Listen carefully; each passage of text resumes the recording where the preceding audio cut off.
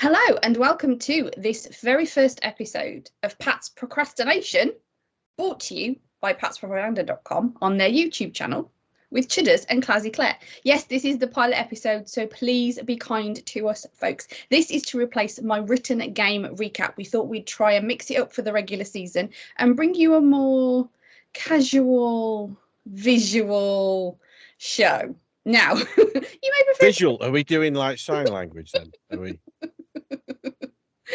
You may prefer me to go back to my written article, and that's right now, that's how I'm feeling as well. But no, we're bringing you this show for some fun and some frolics. As I said, it is Chudders and Clazzy Clare, and we are here to recap the Patriots' unfortunate loss against the Eagles on Sunday night. Eagles.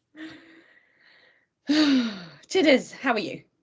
I'm grand, thanks, and hello to all your fans. Apologies, I'm not wearing the glittery top she tried to make me wear as her assistant, and I've gone for something far more bland and black. These tiaras in the cupboard, folks. Pretty much. Yeah, it's a disappointing loss. As the was it? It was. Of course, it was. Any loss is a disappointing loss. Yeah, but any loss is a disappointing loss, Claire. I'm not going moral victories and we're all happy and let's sing from my heart. No, a loss is disappointing. From my heart. I'm not and one day when we're millionaires and we release the unreleased pilot tapes of this, you'll see that one of us did predict that this is likely how the game would go, and the other was far more buoyant and thought that we'd easily win this game. But no. If you're going to put it out there correctly, because as I tweeted or posted or whatever you want to do on this X Factor job going on, you predicted an Eagles win by a touchdown or more, and mine was the Patriots win by a field goal or more, and neither of us got there, and I reckon I was close. Well, I'll tell you what, and then in your parlance, I'm taking the moral victory because I was closer with my prediction than you were. No, you can't make it work for yourself when you want to. Oh, my word. This may be the one and only show, folks, so don't get to love it too much because we might not be back after the Dolphins game. So what did you think of the game? What pleased you? What pleased me? Duh. A Hunter Henry touchdown. Hello, where have you been? Of course, Hunter Henry getting his hands on the ball. Oh my God, did you see his one-handed catch? Like, seriously, did you see that? Of course I did. It was brilliant. Could be catch of the year, that was amazing. I'm just going to have to take a moment. You carry on. Well, I like the way you're fanning yourself and pretending that Hunter Henry was your number one tight end going into the season when we're one game in and you've already switched allegiance, having been full on the Gesicki train all postseason or pre-season, sorry. Excuse me. Was I not a huge Hunter Henry fan last season? Yeah, I've carried that on, obviously. No. Then you ditched him and went for Gesicki this year. I did not ditch him. I'll be reminding of you that when I'm eating my sandwich at the end of the year. I didn't ditch him. I just put more onus on Gesicki. I didn't ditch Hunter. Oh my word, really? No, I was very impressed. Henry had a brilliant game. I thought he was the MVP of the offense for me, looking like he's a solid sort of binky for Mac that could continue going forward. He was open when needed. He dug Mac out. That catch, as we say, was a brilliant catch because the ball placement wasn't perfect. No. But he looked really good. He was a red zone threat as well, something the Patriots were lacking on last year. This year, it worked for him. Good blocking as well. Something else. His blocking has, as he's been a Patriot, his blocking has improved. It's unfortunate that they're having to call upon that because of the O-line issues still. But he was in there as a blocker as well. So, yeah, I just thought it was a shame that Gesicki didn't get the ball. He was out there for, let me just check my notes, folks. We had 3 for 3 for 36. I think he had something like that. He was only out for 33 snaps rather than Henry 63 snaps. He only played 41% of the game, Gesicki did. So they didn't really put him out there with a lot of chance of me getting my sandwich props by the looks of it.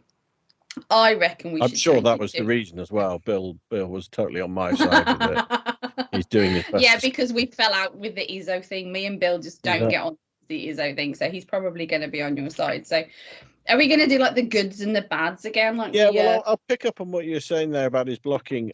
I was almost a little bit disappointed on the run game, to be honest. It never really got going. Obviously, there was the fumble in the first play of the second drive from Elliott. After that, Elliott looked a bit better. Stevenson never really got going. There was a lot of hype coming into the season as a running back, at least. We might get on to his catching. That was brilliant. But as a runner, I was a bit disappointed the running game didn't quite explode the way I was expecting and thought it might. In terms of the O-line, it certainly wasn't a reason that we lost the game, and we probably all feared that it could. That's fair. However, I would say there was a lot that I think that was through the scheme. There was a lot of quick passes. Mac only took, I think it was 7 plays under center, 6 of which are running plays. 51 of his 52 passes were all out of shotgun, and they were all pretty quick. When there was any time in the pocket or when he's having to use his legs, that's when personally I got a bit nervous as to what was coming next. But it worked, so I can't complain. I don't think the O-line was holding up immensely. Like I said, they weren't that effective in the run game. I didn't think that really shone as much as it did last year. But it didn't collapse. It wasn't the reason that the Patriots lost yesterday, to be fair. No, Mac did say in his post-game press conference, or whatever you want to call it, that he blamed himself so many times, and he credited the O-line and said that he didn't feel under pressure. I think he was kind of giving a bit of props to them because obviously they were backups, or no, they were even the rookies actually that were starting. So you've got 2 guys that you wouldn't have started, have had to have started. So I think he was a little bit sort of not blowing smoke as such, but giving them a bit more credit than maybe it appeared that they were due. Obviously, that's just from a fan perspective anyway, but definitely. I was also it wasn't as bad as expected. On what Mac was saying, you're right. He was taking a lot more ownership, which is the way he was phrasing things, the way he was speaking was a lot different to last year, where probably he was at least subconsciously trying to blame Patricia a lot more. He seemed to genuinely take a bit of that responsibility last night in what he had to say. Don't you think he had a right to blame Patricia to a degree as well? I'm not saying he was wrong in and his you're always getting but on it's probably him not though. the best way to deal with it though, and I think that's what his coach has probably been saying to him for the past few months. He also got a lot of support from the players who had interviews in the locker room. Mike Gesicki and Hunter Henry were glowing in their praise for Mac, how much they want to fight for him, how much they'll go to battle for him. He was getting a lot of support from his teammates in the post-game interviews. It was good to hear, good to see. But onto the passing game. Stevenson looked brilliant. I mean, caught 6 for 6. He was a more effective receiver than he was a rusher yesterday. And like I say, Henry was also a binky. Bourne was slightly deceptive. He had some key catches, but he had a lot of drops as well. He only caught 6 of 11. But it was a better offense than probably we feared going into the game. So we're doing offense, defense instead of good, bad then now. Yeah, I think we just should. I'm just trying to flow, really. This is what a pilot episode is for. They're really just mixing it all up a bit. If we're going to talk about the offense then, before we move on to the defense then, I have to say there was a lot of hype around Kayshon Boutte, you want to say it, and it could have been so much better. If only he wasn't catching like a college receiver. If only he knew what to do with his feet. It felt like it was such a shame that it was just like, dude, you need to know what to do with your feet. And I think that is unfortunately a very glaring, shining a light on inexperience, I think. Yeah, no, I agree. He's twice let him down. Didn't get both feet down, and it cost. That's not the reason they lost, but it's those little things can make such huge waves that we could be sitting here and the Patriots could have won by a field goal or more, and you could be buying me a sandwich. What's your phrase? If and buts and candy nuts. Candy nuts. Like yeah. You like to slip that into your poaching pieces, so it's a good time to bring it up. Around Christmas time, dude. It's September. So do you want to move on to the defense then? Yeah, they were brilliant.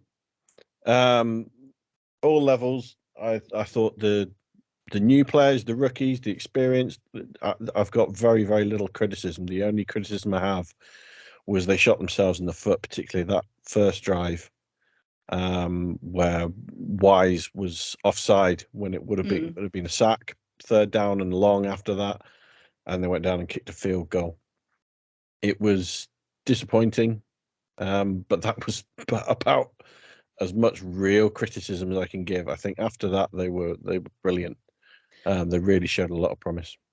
I think my off-air message, or whatever you want to call it, I think I sent you towards the end of the game, this defense is legit, I think was one of the things that I said. I think that's fair. Because it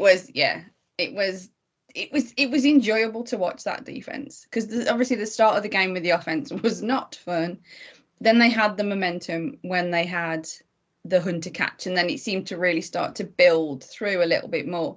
But the defense was very much fun to watch. Particularly, I've got a highlight, because it was probably one of my favourite plays, was the Peppers just smash. Yeah. That was fantastic. I think he was possibly, for me, the MVP for the defense last night. That forced fumble obviously was massive. Aside from that, I thought it was his leadership as well. With McCourtney leaving this year, I really liked him. The Patriots signed him 18 months ago, whatever it is now, 2 years ago. I really liked him. So I think he stepped in now. He's that leadership in the safeties. I was very impressed with him yesterday. And I'm a linebacker fan, Martin Mappy, who I was very keen to see how he would get on. And he was very versatile. He didn't play very many snaps, but he played at a number of positions: outside, inside linebacker, safety. He showed some good versatility. He was just see ball, get ball. I quite like that from my linebackers. So I was impressed with him. It's funny how this is the first time I'm hearing you liking Peppers, in all fairness. Well, then you've not been listening. That's fine. All the other shows I'm on. Yeah. Oh, yeah, of course. I didn't catch those then. Sorry. Yeah. Yeah, no, that's fair.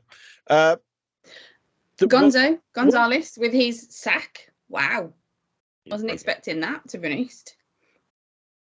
Yeah, I mean, there was dialing up different pressures, and it was interesting to see the different. There was 4 times that Patriots went zero high blitzes, which worked every single time. Or those 4 times that they did it, I'd be very cautious about whether they try that next week, because Tyreek Hill could be an explosive weapon. If you suddenly go zero high, there's no protection for the man-on-man coverage on the outside. No safeties back there, then Tua should just throw that up. And Hill, I mean, I don't know if you've seen the highlights from the Dolphins game, but I haven't. It was amazing yesterday. See, I was watching the Cowboys game. I don't think that's something that they could dial into next week, but we'll see. It was very impressive to watch. Defense gave up 250 yards, I believe, so it was quite impressive what they managed to pull off. I think, you saying about you mocking the moral victory, and I'm not saying it's a moral victory. I'm not taking it as a victory. Obviously, they lost. But considering how well they played, maybe let's kind of say the last 3 quarters. Let's not take the first quarter, because it wasn't a great start. Considering how well that they did play, do you feel that they exceeded your expectation? The defense, I had high expectations for anyway, but they proved it. So I'm not trying to downplay, but I had quite a bit of confidence in the defense. But they did play absolutely brilliantly. I'm not trying to take anything away. The offense played in some ways better than I feared. Not completely, but probably slightly better than I feared. Now, the problem with that is that my starting point was incredibly low. Right. And even with the way they played, I think they played good. I don't think they played great. They didn't win a game. No, they're not. Yeah. They had opportunities. They couldn't win a game. But did they not play against? Are they not the best team in the league at the moment, or apparently, or they were last year type thing? But I don't think the Eagles played that well yesterday. I think it's strange. We come out of this, and I can see what a lot of people are saying. Oh, we lost, but there's a lot of positives, a lot of moral good victories. I think conversely, the Eagles, who I'm sure a lot of their fans came into this season thinking, right, we came so close last year, another year of Hurts developing himself. I reckon we can go back to the Super Bowl this year. If they've just watched that game, they've thought, well, we've come away with the victory, but I'll be honest, there's quite a few questions and concerns there because I didn't think we played that well. I don't think they played that well in lights out offense or defense. They got enough points. They came away with the victory. I still have question marks about how this offense is going to keep pace and go toe to toe with some of the big guns that we've got coming up this season. Sadly, it continues the streak that Mac is now 0-11 against any opponents that have scored 25 or more points. And you see the teams we're playing this year, as good as that defense was, I'm not trying to take anything away from the defense, but there's a good chance the Patriots are going to give up 25 points on quite a few of these games this year. I hope that Mac breaks that streak. Yeah, you're going to be proven wrong. I'm going to win that sandwich bet. So I was going to ask you about this. So you're confident. Let's run through for any listeners who aren't aware of these. We have 3 props. One we've touched on. Claire's bet that Gesicki will finish the season with the most touchdowns. He's already No, he'll be the receiver. Oh, sorry, yeah, he'll be the receiver with the most touchdowns. I apologise, you are quite correct. Yeah, okay, receiver with the most touchdowns. He's now 2 down to Bourne already, and 1 down to Hunter as probably the leading. He's only the first game though. It's only one game. I have chance. Develop into that. You certainly have. So you're still confident on that one? No. That's the one you should probably have most confidence in. I'm not confident, but I'm still rolling with it. So the wins bet, you think Patriots going to win 11 games, which means they now need to go 11-5 from here on. Yeah, well, it was because I actually said 10-6, but then that ended up being the base mark. So 10-6, neither of us wins. If it's 9 wins or less, you win, and if it's 11 wins or more, I win. But I technically said 10-7. Sorry. Okay, we can go. Hey, I tell you what, you can have 10-7. If it's 10-7, I don't want no charity from you. Thank you very much. It's fine. But so, are you confident the Patriots can go 10-6 from here on then? After what you saw last night? No, but from here on, they're 1 game down. Oh, I'm sorry. So yeah. From here on, they're going to go 10-6. Yeah.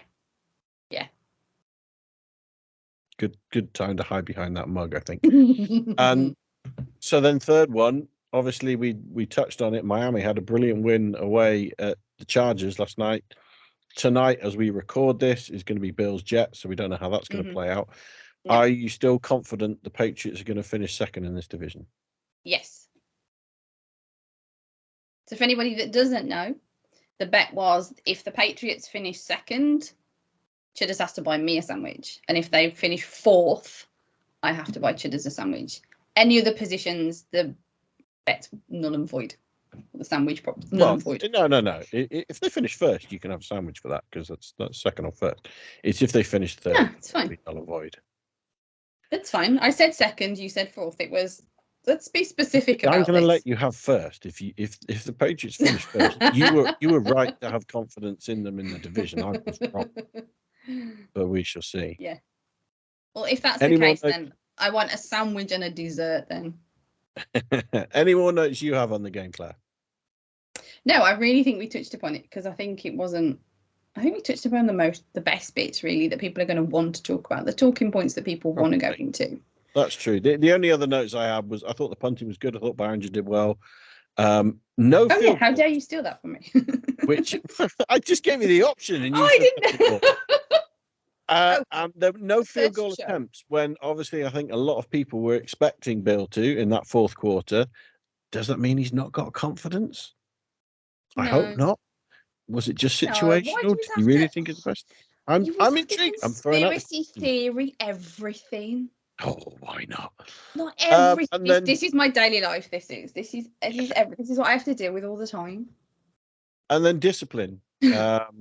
7 penalties, 50, but 2 of those were key. One in the fourth quarter, a drive that took you out of field goal range with a holding penalty. And as we touched on earlier, the Dietrich Wise, I think it was, with the holding penalty, was it? On at the very beginning, the second down on the drive that would have, I believe, nullified a sack. It's sloppy. There was some indiscipline. That's not what you expect from a Bill Belichick Patriots team. I hope that's tidied up very quickly, because the little things that are, you're beating yourself then. That wasn't even the opposition beating you. That was you beating yourself. Just looking at my notes, because I'm just looking at my game notes, and I don't think either of us have been very big on Miles Bryant in recent years. He didn't do too badly, considering. Marcus Jones on the return. I think the commentator said he's dangerous. That was a good one, with his 21-yard punt return. There was some good blocking. Juju threw a couple of blocks. When we did get to see Elliott, I thought he was a good runner mostly. Obviously, the drop and that, not so good. But he was quite powerful runner. I'm just trying to look at my notes. Sorry, I'm not looking at the camera now. I'm being really unprofessional because I'm just checking my notes now. Everyone's trying to look at you, and you're not looking. Nobody cares. I could just put a piece of paper and that would be fine, and just talk behind it. But yeah. No, I'll also mention another point that intrigued me. You've just triggered it in my mind. Ty Montgomery on kickoff return ran them out. He had one a good run. I think the longest 41 yards, was it, something like that?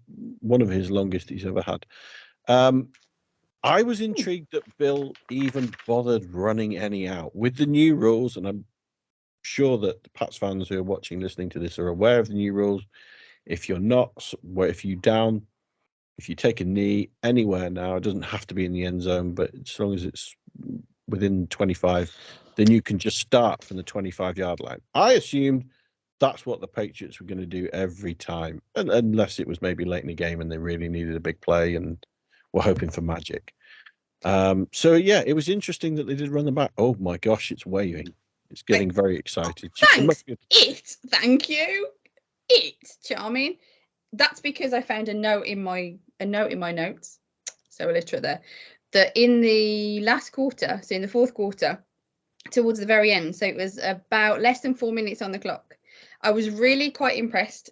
I don't know if anybody else caught it, but Gesicki and Bourne were in the end zone, and they literally pitched and moved, and they were in sync. It literally looked synchronized. I'm sure it wasn't.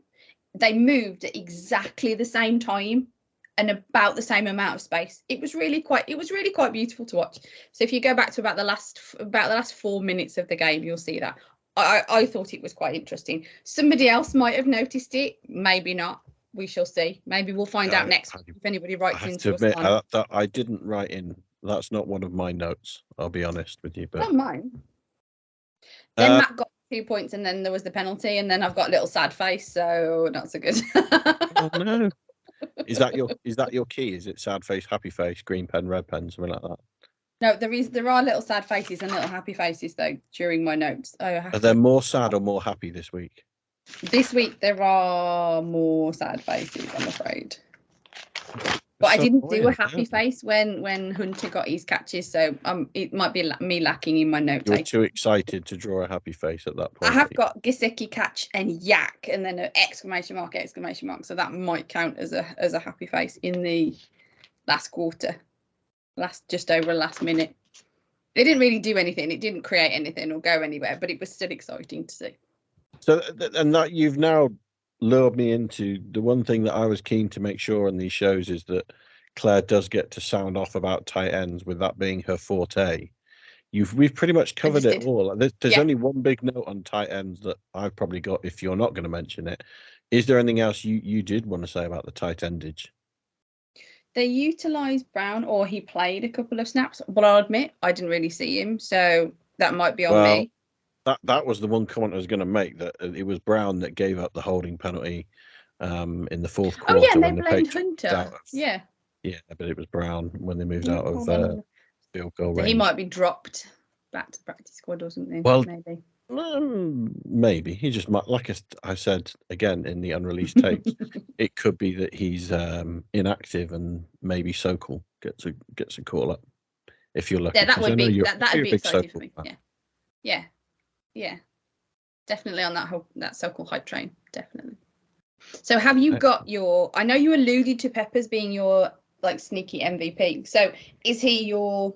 I know we weren't going to call it MVP because that's too sort of obvious for the game, isn't it? We were going to call it something more like your player of the game, maybe. Yeah, that was kind of deliberate to set up that I thought Peppers was the MVP of the defense, so I can give my underrated player of the day to someone else. Underrated. That was my plan. Yeah, so this is the Chudders underrated player of the game, brought to you by scalavinophotos.com for all your water. Every episode. Oh. But he sponsored the show. I've got to give him a shout out. Really? I mean, he so doesn't. This is such for your photos. People, this is such trash. Don't pay any attention to this segment. Anyway, I'm giving it to Gonzo for a sack. Oh yeah, for a key pass breakup, but almost as equally as impressive as that was they trusted him to debut against one of the best receivers in the league. He wasn't perfect in that coverage, but the fact he was trusted, he was certainly not the reason they lost.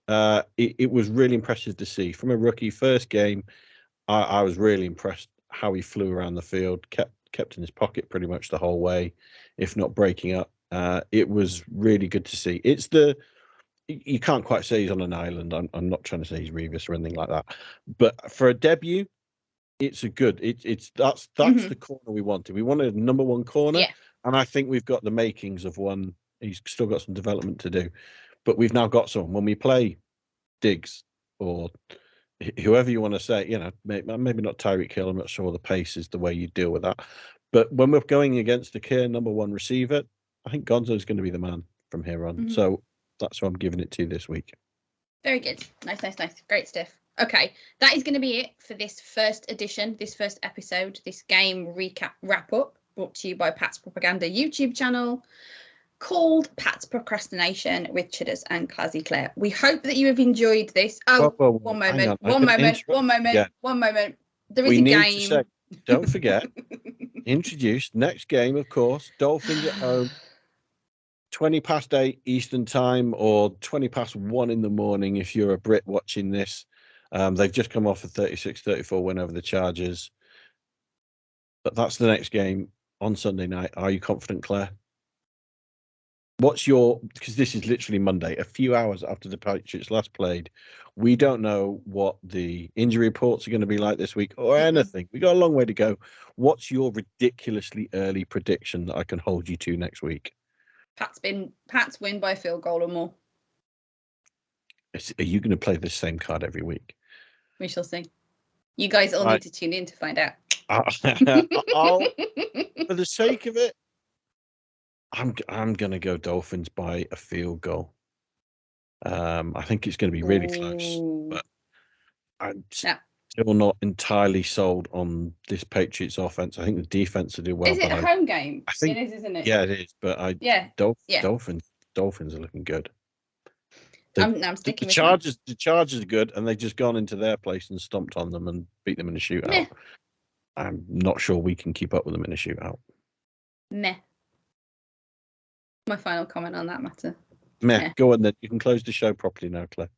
So that is it for this very first, as I said, edition of Pat's Procrastination with Chudders and Clazzy Clare from patspropaganda.com on their YouTube channel. Please do not forget to smash that subscribe button, folks. We hope that you have enjoyed this first edition because we're going to be here for the whole regular season, potentially. Anyway, hopefully. And postseason and Super Bowl. Maybe we'll do a live cast for the Super Bowl when we're there. He's getting a little bit ahead of himself there, folks. So yeah, this is it. This is us wrapping up from the very first one, and hope that you enjoyed it. So tune in next time and go Pats. LFG.